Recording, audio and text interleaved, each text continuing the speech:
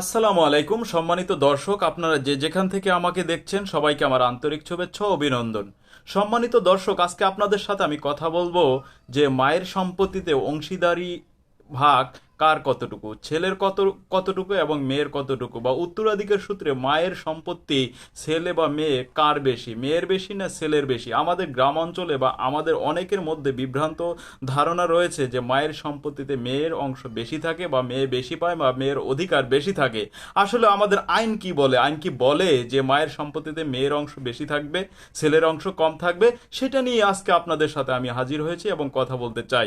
সম্মানিত দর্শক, আমাদের যেমন মুসলিম পারিবারিক আইন রয়েছে 1961 সাল।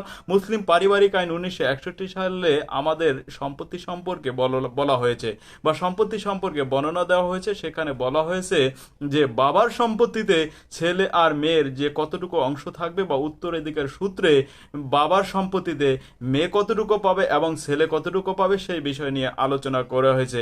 আমরা দেখি যে আমাদের মুসলিম আইনে বলা হয়েছে যে বাবা যখন মারা যাবে তখন এই বাবার উত্তরাধিকার সূত্রে বাবার সম্পত্তিতে ছেলে পাবে 2 অংশ এবং মেয়ে পাবে 1 অংশ।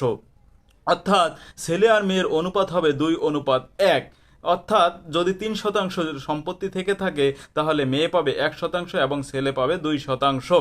এটা হলো আমাদের বাবার ওয়ারিশের সম্পত্তির ক্ষেত্রে। আর এখন মায়ের ওয়ারিশের সম্পত্তির ক্ষেত্রে আমাদের মুসলিম পারিবারিক আইন 1961 কি বলেছে আমরা একটু জানি।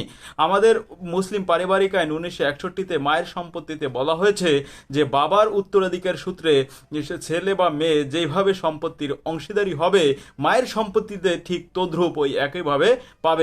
ছেলে বা মেয়ে কেউ বেশি পাবে না, মেয়েও বেশি পাবে না, ছেলেও বেশি পাবে না, অথবা ছেলে কম পাবে না, মেয়ে বেশি পাবে না, এরকম বলা হয় নাই। ওখানে বলা হয়েছে যে মায়ের উত্তরাধিকারী সূত্রে সম্পত্তিতে ছেলে পাবে 2 অংশ এবং মেয়ে পাবে 1 অংশ। অর্থাৎ বাবা যেভাবে সম্পত্তি ছেলে মেয়েরা পেত মায়ের সম্পত্তিতে ঠিক ওইভাবেই একইভাবে পাবে। এখানে কেউ বেশি পাবে না এবং কেউ কম পাবে না। মুসলিম আইনের আমাদের বাবার ওয়ারিশের সম্পত্তি যেভাবে পাবে মায়ের ওয়ারিশের সম্পত্তি ঠিক একইভাবে পাবে। অর্থাৎ মায়ের সম্পত্তির ক্ষেত্রে মা যদি 3% সম্পত্তি রেখে যান তাহলে মেয়ে পাবে 1% এবং ছেলে পাবে 2%। আমাদের একই ধারাবাহিক অনুসারে পাবে, পিতার মতোই। এছাড়াও মা যদি কোনো অস্থাবর সম্পত্তি রেখে যান, অনেক সময় গহনা রেখে যান, টাকা পয়সা রেখে যান, ওই সময় অনেকে বলে থাকে যে না এইটাতেও মেয়ের অংশ ভাগ বেশি থাকবে।